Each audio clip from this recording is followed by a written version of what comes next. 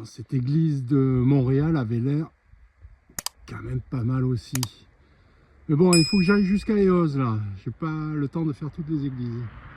Dommage. C'est-à-dire que tout ça, c'est de l'Armagnac. Sublime église d'Eauze. Énormissime, des vitraux gigantesques, une rosace magnifique. Oh, mais elles sont toutes plus belles les unes que les autres, hein, ces églises ici, là. Et pareil, je crois que c'est le... Mais pareil, c'est le style... comment il disait gothique flamboyant, quelque chose comme ça. Elle est magnifique. Oh, avec les briquettes. Elle est sublime, absolument sublime. Aujourd'hui, air sur l'Adour, où je me trouve actuellement, où j'ai passé la nuit d'ailleurs, parce que comme vous ne pouvez pas le voir malheureusement, mais ça picote sévère ce matin. Je crois qu'on est dans l'ordre de 2 degrés. Alors donc je disais, air sur l'Adour avec sa magnifique cathédrale derrière moi, que je vais tout de suite aller voir. Je viens d'en faire un petit peu le tour de l'extérieur. Elle est mastoc, hein, elle est vraiment massive.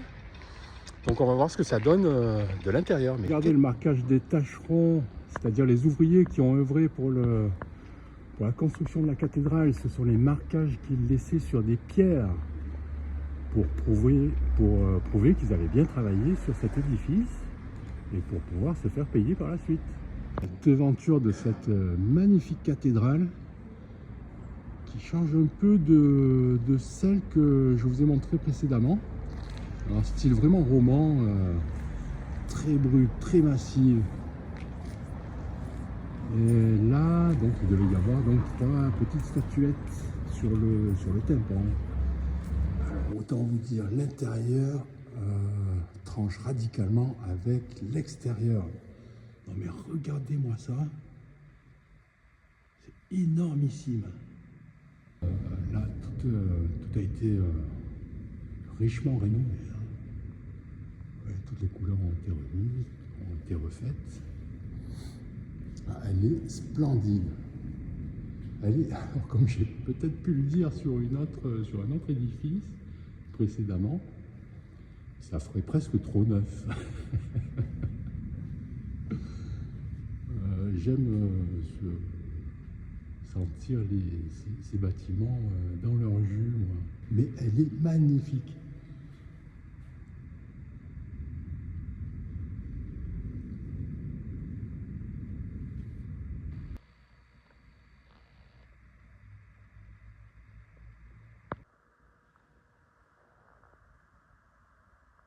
Petit détail dans les édifices religieux qu'on trouve dans les Landes, c'est la représentation de Saint Vincent de Paul, donc saint patron des enfants abandonnés, etc. Et autre chose, donc, ici, on voit donc le monogramme SVP qui veut dire Saint Vincent de Paul, qui est reproduit un peu partout. Voilà, donc c'est un saint patron qu'on va retrouver assez fréquemment dans toutes les églises et cathédrales des Landes. Parce qu'ici, nous avons donc pas mal de personnages donc, de l'Ancien Testament. Tous juifs. Voilà, tous. Et le Christ est juif aussi. Alors, donc, je vous donne juste, là, on a Abel, là, je sais plus. C'était qui le deuxième? Noé, c'est le deuxième. Ah oui, Noé, c'est le deuxième, parce qu'il a une mini-arche dans les bras. Le troisième, c'est Melchisédek. Melchisédek, je ne connais pas du tout. Grand prêtre. Voilà. Après, on a Abraham. Abraham, bien sûr, avec Isaac. Voilà. Abraham qui tient un couteau, donc en signe de sacrifice. Oui, et alors, j'aime bien rajouter un détail, puisque Abraham, c'est le père des 3 religions. Et chez les musulmans, ils ne fêtent pas Isaac offert, c'est Ismaël, le fils qu'a eu Abraham avec sa servante Agar, parce que sa femme Sarah ne pouvait pas avoir d'enfant. Et alors, quand ils fêtent l'Aïd au mois d'août, la fête du mouton chez les Arabes, chez les musulmans, eh bien c'est le sacrifice d'Ismaël, plus âgé que Isaac, qu'Abraham a eu avec sa servante Agar. Et Agar a été chassée avec son fils quand Isaac est apparu. Mais j'aime bien dire ça, parce que Abraham, c'est vraiment notre point commun des trois religions monothéistes. Trois religions monothéistes. Chrétienne, musulmane et juive. Isaac, c'est celui qui porte le fagot. Et c'est le fils promis, c'est le fils juif. C'est ça. Voilà. Là, nous avons donc Joseph. Oui. Lui, là, c'est Moïse, bien entendu, avec les tablettes de la loi. Et mais tourné vers le passé. Voilà, c'est ce que me disait la personne qui se trouve avec moi. Donc, tourné vers le passé. Voilà, quand on regarde les autres, ils sont de face. Et lui, il est tourné vers le passé. Et de ce côté, donc, Aaron, frère. Alors, parce que Moïse était bègue, donc Aaron lui était très utile, son frère, parce que lui, il parlait bien. D'accord.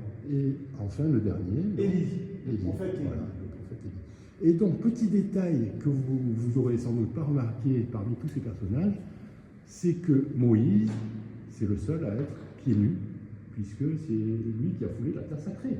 Oui, devant le buisson ardent. Devant le buisson ardent, quand il a eu il a été obligé de se déchausser. Voilà, c'est ça. Donc ça, c'était le petit détail de tout ça. Et ensuite, nous avons, ça se termine par donc, ces deux figures féminines, voilà, qui représentent, comme je vous dis, l'Église et la synagogue. Voilà. Donc théologie de la substitution. Dernier petit détail de cette fresque, si vous regardez la frise, enfin juste sous la frise, on voit une ville.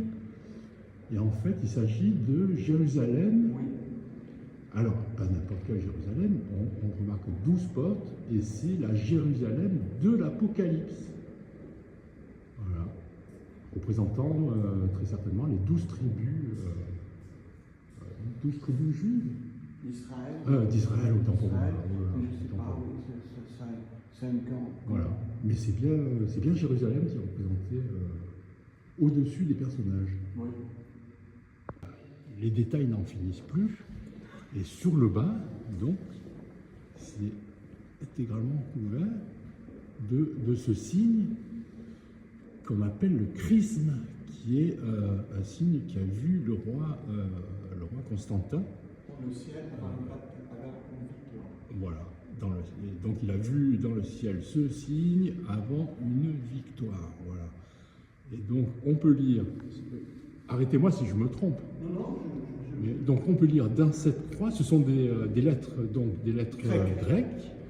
Le qui et le rho. Le qui et le rho. Le qui, c'est le X qui est représenté, on dirait presque des O. Et le rho, c'est en fait c'est le P qu'on peut lire. Voilà. C'est le que et le re, donc de Christ.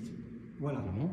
Et donc ça a été matérialisé en plus.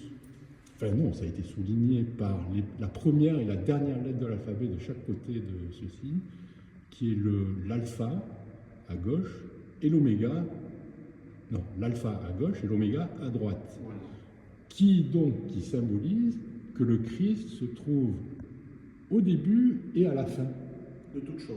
De toute chose, voilà. Et donc là, c'est maître du temps et de l'espace. Maître du temps. Hop, puisque la frise fait tout le tour de tous les personnages de l'Ancien Testament, on va dire, et de l'espace, parce que regardez, au-dessus de la chapelle, on retrouve ce signe également au plafond. Voilà, donc, ce qui signifie le Christ est à l'origine et à la fin de toute chose, maître du temps et de l'espace. Comme vous savez, on se trouve dans les Pyrénées et en parlant de chrisme, il y a ce qu'on appelle aussi également le chrisme pyrénéen qui est exactement le même, sauf que sous le rho, donc le P, il y a la lettre S.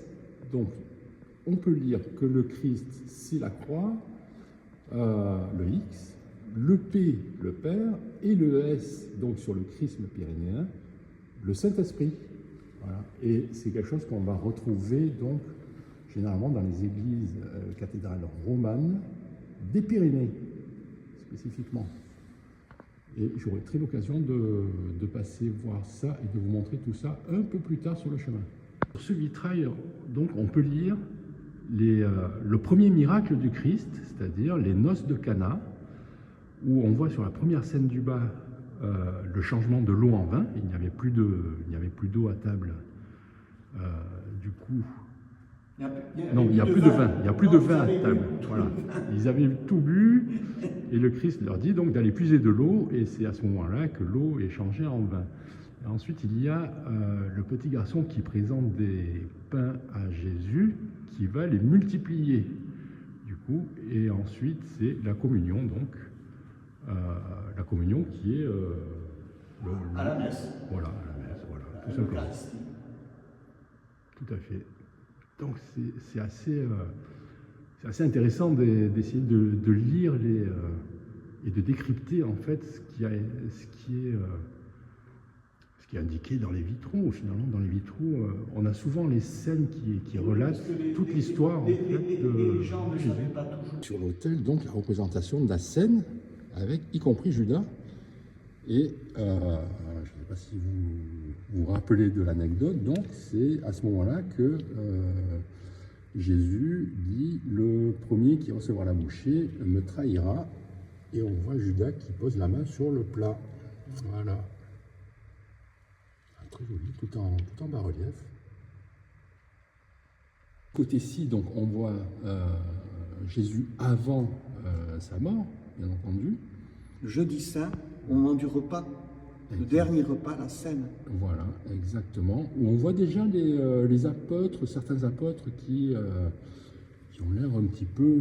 désorientés. Voilà, désorientés, désappointés. C'est la confusion, c'est la confusion. Vous voyez, on a des apôtres un peu repliés sur eux-mêmes, tout ça. Et par contre, à l'opposé, on voit donc Jésus après sa résurrection, avec le jour de sa résurrection. Le jour de sa résurrection. Oui, avec avec les pèlerins d'Emmaüs. Pèlerins d'Emmaüs. Voilà. Qui sont des apôtres? Non. Ils n'étaient pas apôtres. Ils n'étaient pas dans le cercle premier, non. Oui, voilà. Mais ils étaient quand même... Voilà. Mais c'est intéressant d'avoir les deux scènes oui. côte à côte. Donc, oui. avant sa mort et le jour de sa résurrection. Et on a l'impression que c'est comme le linceul qui s'élève, vous voyez, de la nappe. Moi, je vois ça, comme si il est au-dessus de la nappe. Ouais. Ok. Il est sorti du linceul. D'accord. Il est appelé à la nappe. Ah oui, c'est une interprétation qu'on peut... Moi. D'accord. Enfin, je sais pas. Non, mais ça se tient debout. Hein. Ça se tient, voilà, ça se tient. Mais voilà, avec de pèlerins. Et ce que j'aime beaucoup de ce récit des pèlerins d'Emmaüs, le Christ disparaît à leur vue une fois qu'il dit les paroles de la consécration. Et ils disent « Notre cœur n'était-il pas tout brûlant quand il nous parlait des Écritures tout au long du chemin ?» Le cœur brûlant. Et ça, je trouve que c'est très beau, le cœur brûlant. Même sur cet autel, il y a une multitude de détails, dont ces petits signes-là, qu'on appelle donc les tétramorphes. Le tétramorphe, c'est quatre formes. Tétra, qui veut dire quatre formes, voilà, qui représentent les quatre piliers de la foi. Les quatre évangélistes. Et les quatre évangélistes, bien entendu. On retrouve ces tétramorphes souvent dans des... moi, je l'ai déjà vu dans des fresques, et je vous en ai parlé sur une chapelle que j'avais visitée, il me semble, où il restait une fresque et on n'en voyait plus que deux. Et il devait y avoir les deux autres disparus. Et alors, ces tétramorphes représentent donc les quatre piliers de la foi et les quatre évangiles. Donc, on voit ici l'ange qui représente l'évangile de Matthieu, voilà. Représenté par un ange, parce que vous m'avez dit qu'il reprend la généalogie du Christ en début de son évangile. En début de son évangile. Ici, nous avons Jean, et vous m'avez dit qu'il a un évangile très élevé, c'est ça? Oui, une pensée très élevée. Oui. Donc, matérialisée par un aigle. Ici, nous avons Marc, puisqu'en début d'évangile... C'est le désert. Il était dans le désert, donc, et un des animaux du désert étant le lion. Voilà pourquoi il est représenté par un lion. Et en dernier, Luc, qui est représenté par un taureau Parce qu'en début de son évangile, il était quoi? Marchand de taureaux. Il parlait de Zacharie, Oui. qui était grand prêtre et qui sacrifie des taureaux sur l'autel. Voilà, voilà. Donc là, ça, j'aurais pas pu m'en rappeler tout seul. Mais voilà, donc ce sont les 4 piliers de la foi, qu'on appelle les tétramorphes, On très appelle souvent. le tétramorphe. Le tétramorphe, qu'on retrouve très souvent représenté dans pas mal d'édifices religieux. Voilà. Et vous avez remarqué qu'ici, on a également un chrisme. Hop.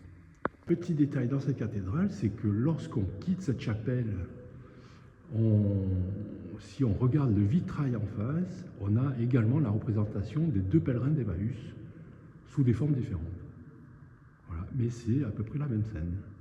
La particularité de cette cathédrale, c'est qu'ici, nous avons le balcon de l'évêque, qui avait ses appartements donc derrière, et ça lui permettait en fait, de ce balcon, de pouvoir assister à l'office.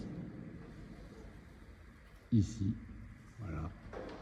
Vous voyez, ça par contre, c'est quelque chose qu'on trouve assez rarement, voilà, qui est une des particularités de la cathédrale d'Aire-sur-l'Adour. Donc, je rappelle que cette cathédrale porte le nom de la cathédrale Saint-Jean-Baptiste, et ici nous avons la représentation en tableau du baptême de Jésus par justement Saint Jean-Baptiste.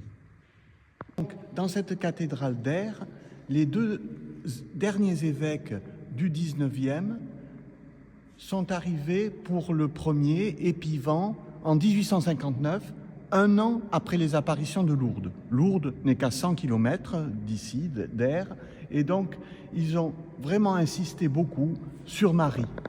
Les vitraux sont en relation avec Marie. Ce qui est très rare, c'est la représentation de la naissance de Marie. Que je vous montre ici. Ah, si on voit très bien avec... on va essayer de deviner. Donc nous avons la naissance de Marie. La présentation de Marie au temple.